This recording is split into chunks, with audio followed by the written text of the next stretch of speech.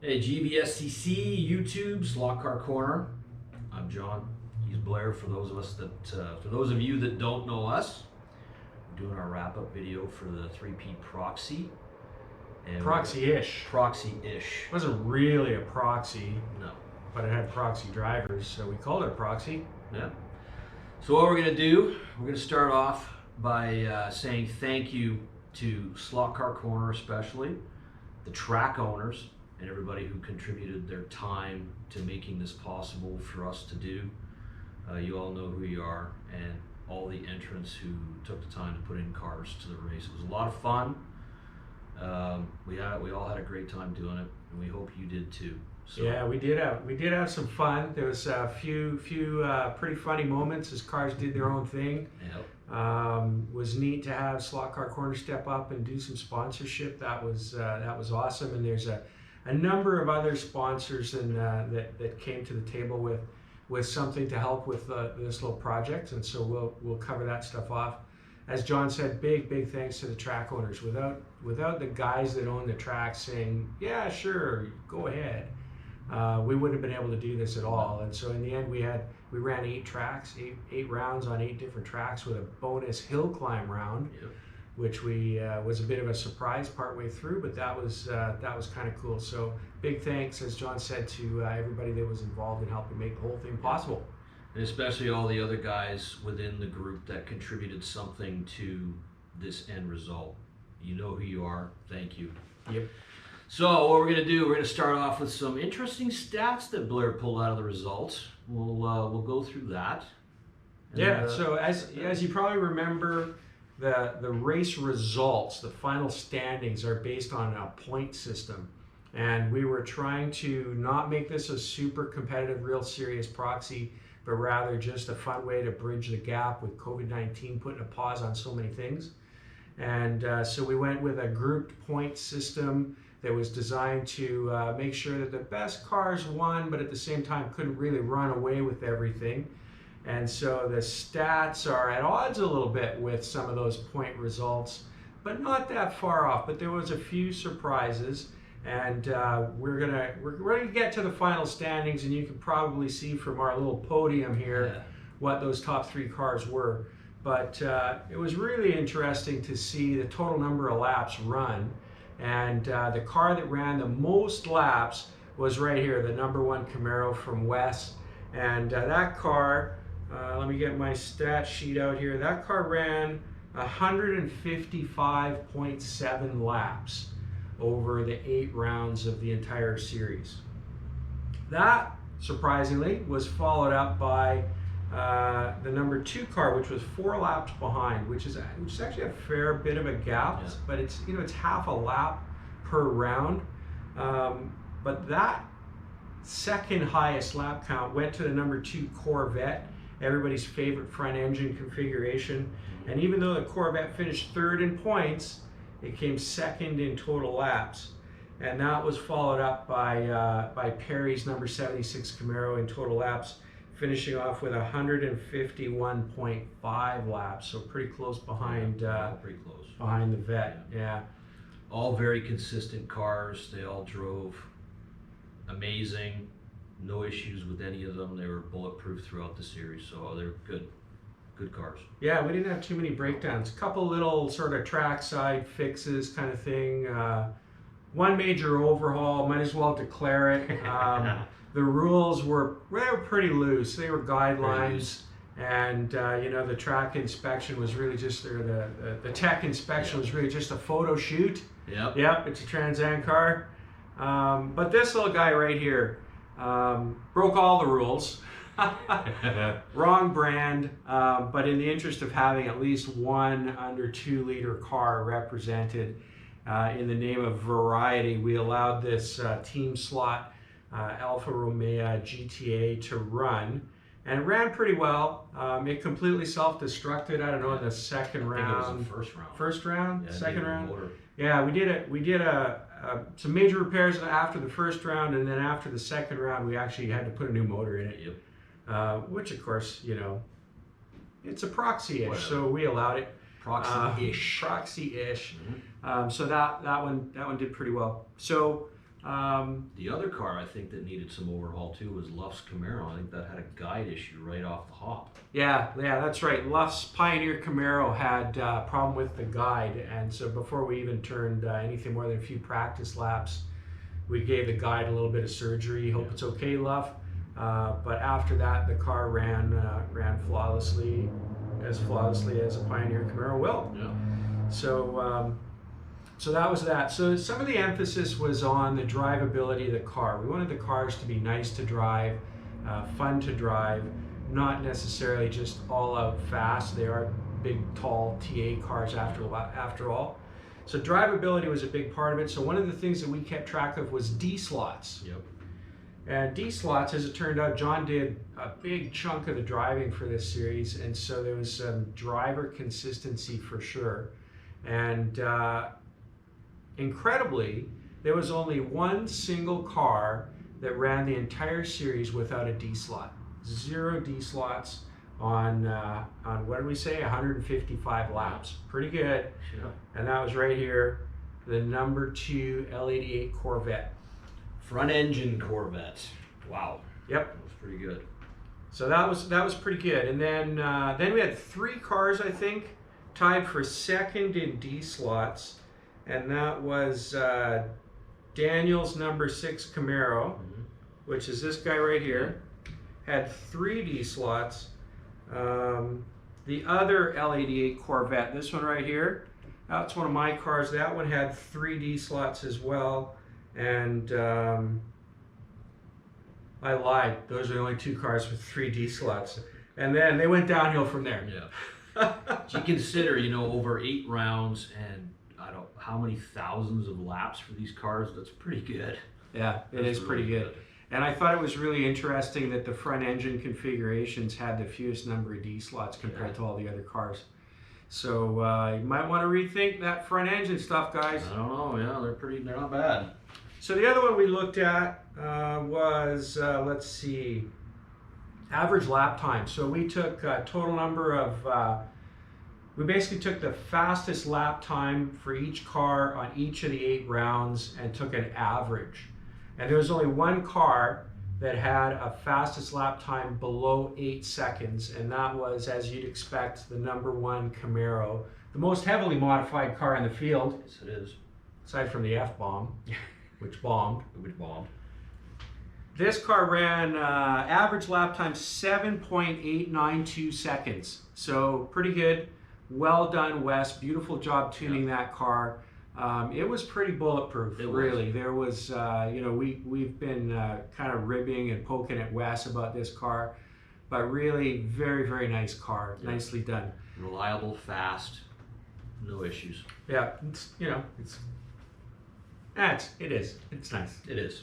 So that was 7.892. The second fastest lap time in the field was once again the number 2 front engine Corvette, came in at 8.105 seconds. So 2/10 of a second or so off the time of the heavily modified Camaro. Yeah. And a reminder that Corvette is all stock except for a prong motor. Yep. Yeah, motor upgrade, that's it. Everything else is out of the box. And then there was a couple other cars. I'll give you the top 5 on fastest lap time. So after the Camaro, the 3rd fastest lap time went to Larry's Camaro, which was the number 72 Camaro. Right over here. Right on the end.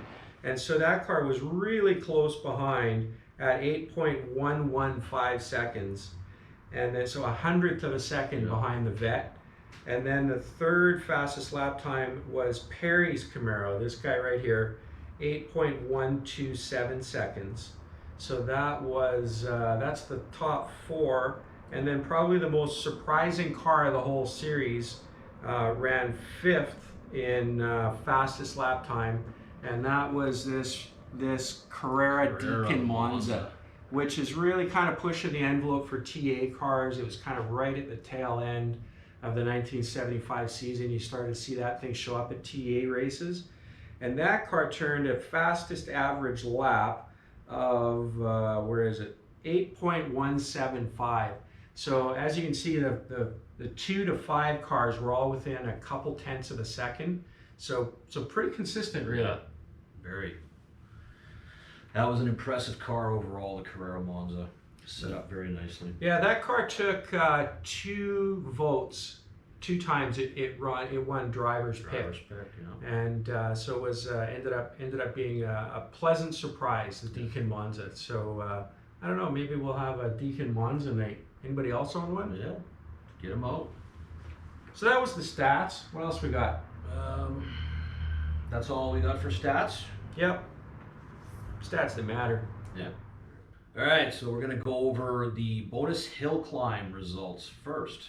We'll let Blair take that away. Yeah, so I think all you guys know what the hill climb is. You either love them or hate them. I personally hate them. Some guys really love them. I know Luff loves them. We used to run the hill climb at Luff's old place, and man, I struggled with that thing. I couldn't get a decent time. I could hardly even get my cars to finish that hill climb. Yeah.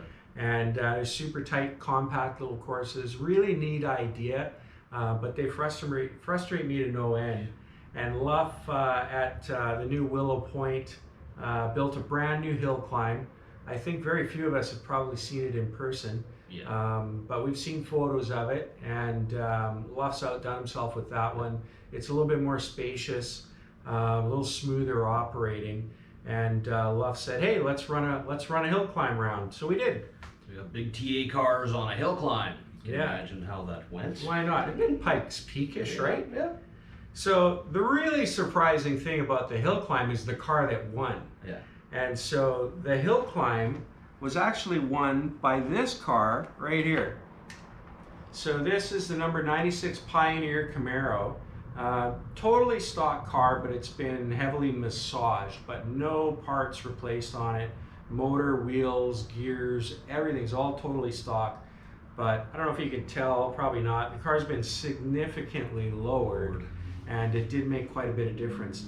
And it took top spot on the hill climb, which was pretty cool. The Deacon Monza didn't run the hill climb because those big Carrera guide flags just jammed up and couldn't make the corners. No, there was a few cars that couldn't run it, but that's okay. Congratulations to Blair for winning the hill climb. The hill climb. Number 2 on the hill climb was Larry's number 2 Camaro. So nice job, Larry.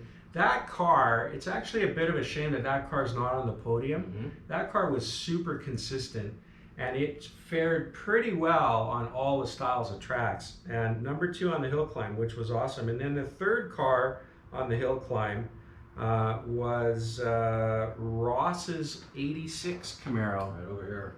Yeah. So another Sunoco Camaro, a little bit different from Daniel's, but that car was also nice and consistent throughout. Took podium on the hill climb. Really good. So with that being said, Blair is the winner of the hill climb. I will present you with your number 1 prize, buddy. Good job, man. Thanks, man. You betcha. You know how much I love golf liveries. Right up his alley, so good job. So the hill climb. This is a bit of a surprise, although we hadn't really planned any prizes, but hadn't expected this one. I absolutely love this car. I'm a big sideways fan, even though angle winders aren't my favorite configuration, but the sideways ones I seem to be able to do fairly well with.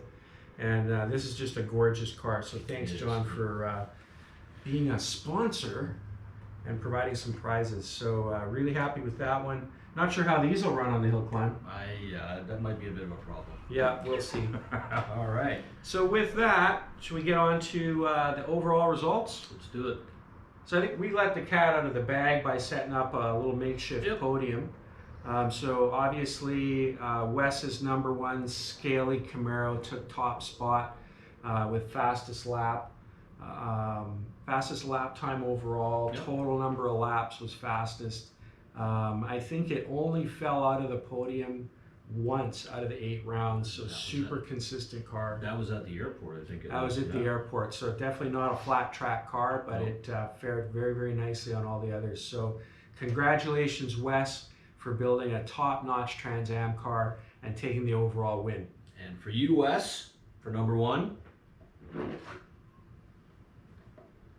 a front-engine L88 Corvette. There you go, a unique car. Yeah.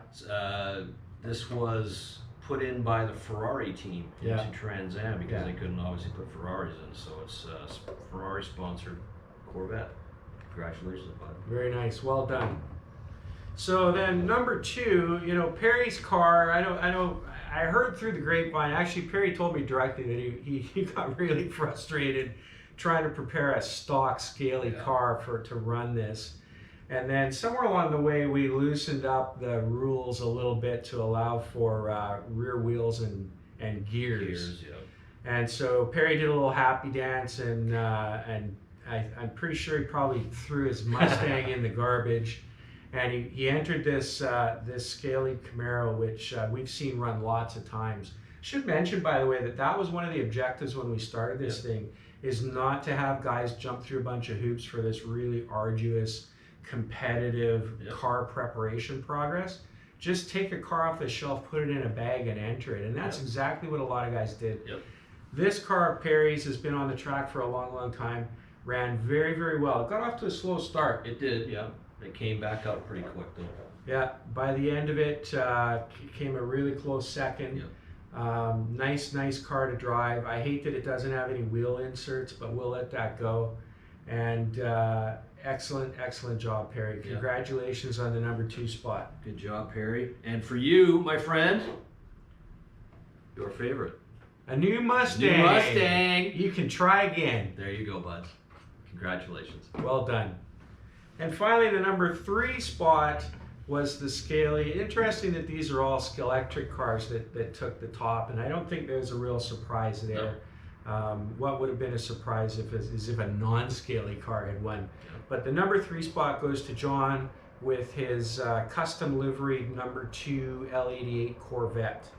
And for that one, another little prize, and this one is the incredibly gorgeous, bright orange, Scaly Camaro. And I don't know if this is a 70 or this is a 68, I think. Yeah. It's the older one. Beautiful car. And that goes to John for taking the 3rd and final podium spot. Congratulations, buddy. Thanks, man. Appreciate it. Beautiful car. Beautiful car indeed. Those colors, it's amazing. The wheels, really good. Love it. So there you have it, the top 3 cars. That's your top 3, but because there's top 3, don't worry. Not everybody won. Right here, we've got work surfaces graciously made and donated by Wes and Karina Day. It's a glass surface with all the sponsors, all the tracks, everything on it. You can put it on your desk, work on your cars on that. So everybody is getting one of these.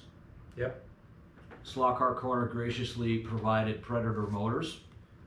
These are the 18K Predator motors, dual shaft, so they'll fit pretty much anything. Yeah. I don't know, maybe, probably most of you watched the Predator shootout that we did against stock Scaly and Carrera motors in BMW Z4s. Yep. Z4s. Yep. And we found that the Predators gave a slight performance advantage, but more importantly, they made the cars much easier to drive. Yep. Quiet motors, nice motors. And everybody's going to get 2 of these. 2 of those. So everybody that entered a car is going to get 2 Predator motors in their swag bag. Thanks so much to Slot Car Corner. Absolutely. They didn't even think about this. They just said, yep, we're in. Send us the rules and we'll send you some stuff. And in the mail showed up a box of Predator motors, so everybody gets a couple. So thank you again to Slot Car Corner for that. Those motors are a great replacement for stock cars if you don't want to overpower your car. They, if you watch the video, they ran some. They were super consistent. We did do the Camaro and shootout on it. It was an upgrade for sure, absolutely. And last but not least, Kelly Tires. Everybody gets a pair of Kelly Tires here as well for. Everybody actually gets 2 pairs of Kelly tires. So these are my own tires, and I have fun making labels and stuff like that. These are not commercially available stuff. This is just me amusing myself. And so these are urethane tires.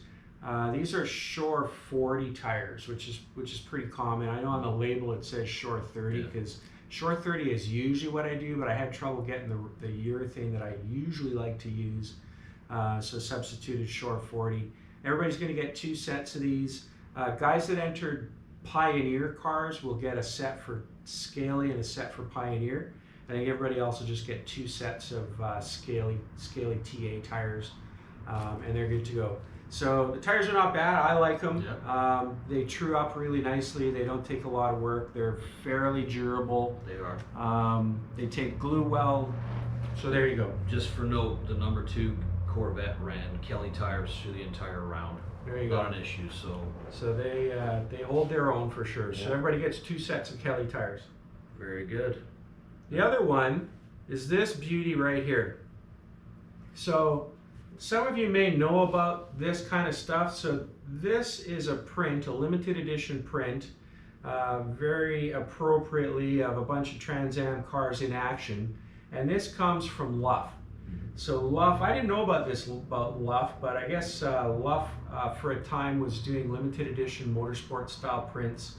And Luff graciously donated not 1 but 5 of these Nice. limited edition prints for prizes in our little Trans Am series here. So the top 3 finishers, 1, 2, 3, are all going to, in addition to their prize car, get limited edition Trans Am print from. He's got what did he call it? Luff Linkert limited editions. Yep. And these Super are nice. signed by Luff, numbered, pretty cool. Very So nice. this would look at home at anybody's got a track, or at your slot car workbench, or in your living room, your office, wherever it is. Very, very nice. So thanks, Luff, for providing us with those. Yeah, thank you, Luff. Really good. The other 2, what are we doing with the other 2? What were we gonna do with the other 2? Craft disease. Yeah, exactly. Coolest car, Yeah, cool. if I remember to send the photos, Yep. and you can vote on them. Yeah, we should still do that. So the winner of the coolest car voted on by you guys will get one of these limited edition prints for that, which is Yeah. awesome. And then the other one was for something. Yeah. What did we decide on that? Checking.